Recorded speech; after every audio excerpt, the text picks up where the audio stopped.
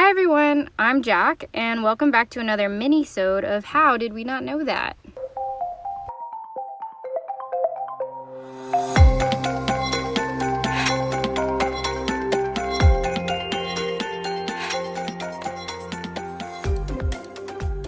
Last week, we recently released an episode on the dot-com bubble where we talked about the emergence of internet-based companies in the mid to late 90s. So, if you haven't heard that episode, be sure to check it out. Unfortunately, though, with the rise of the internet, there was also another nasty byproduct that arose at the same time, known as the Internet Flame Wars. You may be wondering, what is a flame? So flaming is the online act of posting insults, often laced with profanity or other offensive language on social networking sites. Flaming is anonymous, and it emerged with internet forums and chat rooms that allowed people to hide their identity, enabling them to act more aggressively. This is actually different from trolling, which is the act of someone going online or in person and causing conflict without hiding their identity. But honestly, the terms are so similar, I would argue that trolling is just a more modern term to describe flaming. One could say that trolls start internet flame wars, and thus flame wars are a form of trolling. So, why are people so mean? Social researchers have theorized that the flaming phenomenon is a result of de-individualization, disinhibition, and reduced awareness of other people's feelings and social norms. Which makes sense. It's easy to forget that you're talking to real people when you're only looking at a screen all day. Also, if we want to give trolls the benefit of the doubt, we could say that the lack of social cues to indicate appropriate interaction are missing when you're not face-to-face. When the web became public in 1993, more and more people got online and were eager to meet other users from all around the world. Chat rooms then started to emerge where people could pop in and talk about any topic that their hearts desired.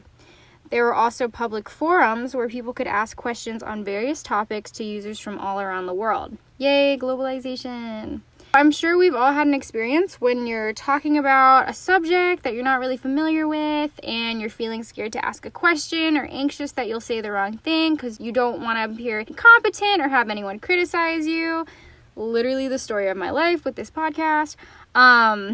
Maybe you give yourself a pep talk and work up the courage to make that comment or ask a question, and then someone responds in a slightly sarcastic or sometimes hurtful way. Most times hurtful way.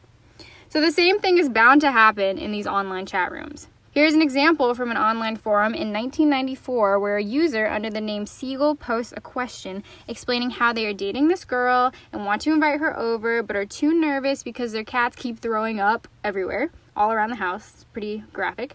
They say, "What should I do? I love my cats, so I don't want to get rid of them, but I can't go on like this anymore. It's my love life or them. Please help," with multiple exclamation points. They seem clearly distressed and are obviously seeking advice from the good people of the internet.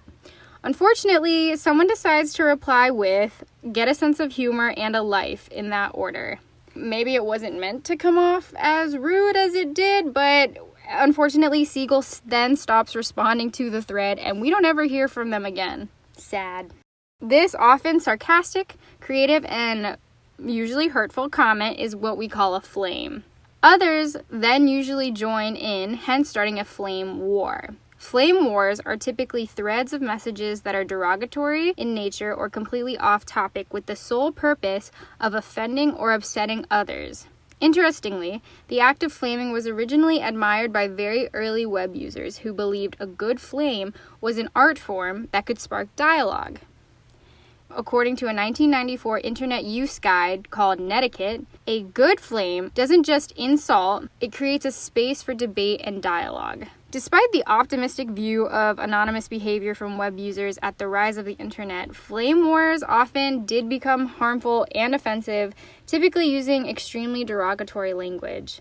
When flames did become abusive, they were able to report it to moderators, block the user, or of course, if you had the mental strength and capacity, you could just ignore it. However, it was not even possible back then for moderators of groups to manually remove hate speech and threats across thousands of chat rooms in the 90s. Nevertheless, try to monitor the billions of web users that we have today. Flaming, trolling, cyberbullying are things we struggle with terribly on all forms of social media today, and with an increase in online users every single day, there's also going to be an increase in flames. There never really was an end to the 90s flame wars, but times are changing and new technology is coming out. So I'll actually leave you with some food for thought on how you think we can handle flaming issues. Should we utilize artificial intelligence? Should we create businesses that specialize in removal of flames? Should we ignore it until it goes away? Tweet us at HDWNKT with your thoughts. Most importantly, the best way to fight flame wars is to just be nice on the internet. So be nice. Okay, bye. This has been an episode of How Did We Not Know That? If you liked it, don't forget to subscribe to us on Apple Podcasts, Spotify, or wherever you get your podcasts from. You can also follow us on all social media, including YouTube, at How Did We Not Know That? If you thought our podcast was low quality, we know. We thought so too. Help us improve the podcast by contributing to our Patreon. Thank you for listening, and see you guys next week.